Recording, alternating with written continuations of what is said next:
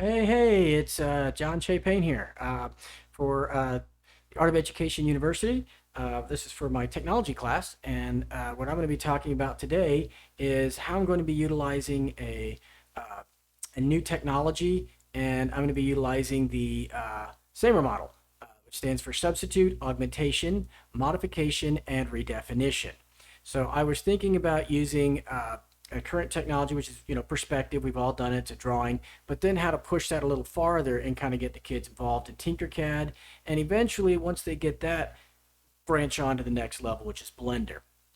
All right, so using the same model, I can show my administration how I am developing my lessons to meet the needs of the 21st century learner while getting permission and maybe some funding for more technology in my classroom. It's kind of a win-win kind of thing.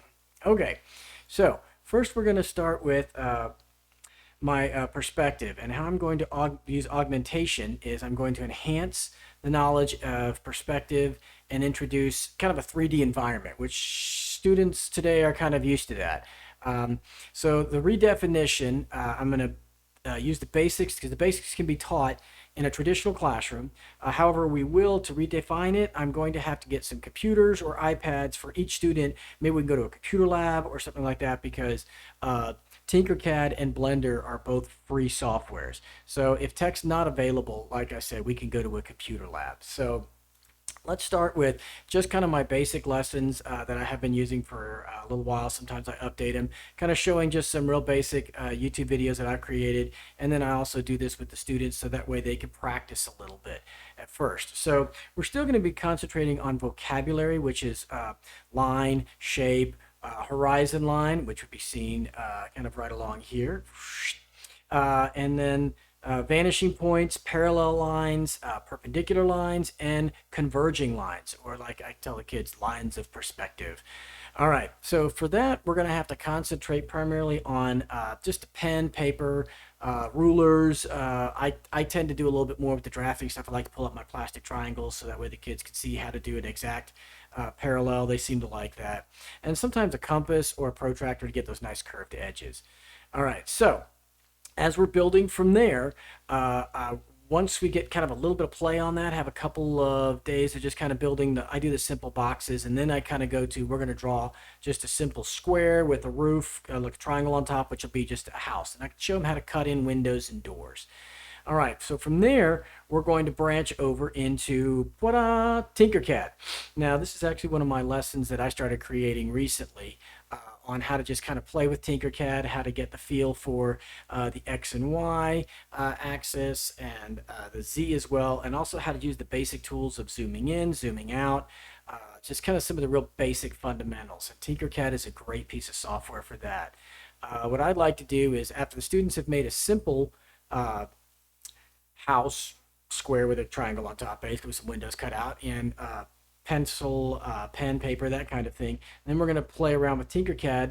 But before we start with that, we're going to go in, and I just want maybe two full days, maybe three, of just playing around, dragging and dropping, putting stuff in, playing around with the different things, and just kind of moving on from there, just seeing what happens.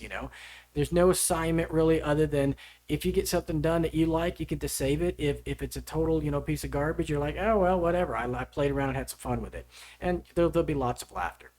But we're still going to practice making the boxes and then cutting shapes out into them, maybe some spheres, some cylinders, and then maybe import some other models and just have just a crazy confusion collage of stuff on top.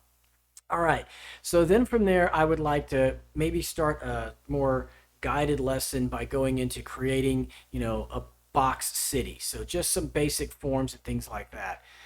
Some cutouts, windows, they can expand, contract, they can copy and paste and duplicate some of the imagery, some of the stuff that they've had. Maybe kind of build on what they started from just the basic pen and paper.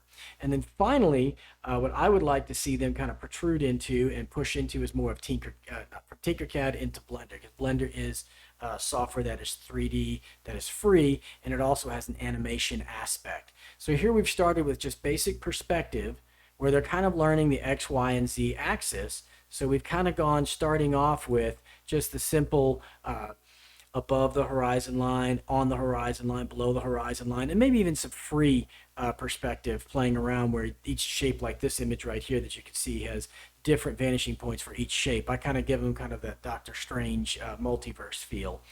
But from there, I think that we've actually built on just a basic lesson concept and brought in a little bit of technology and then advanced more and more on it. So this is actually something I'm going to develop more and try to actually work on this fall when I start my new job in middle school.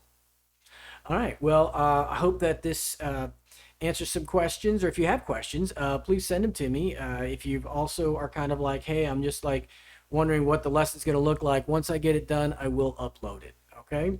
So I guess until then, thank you very much. And hey, let's get creative.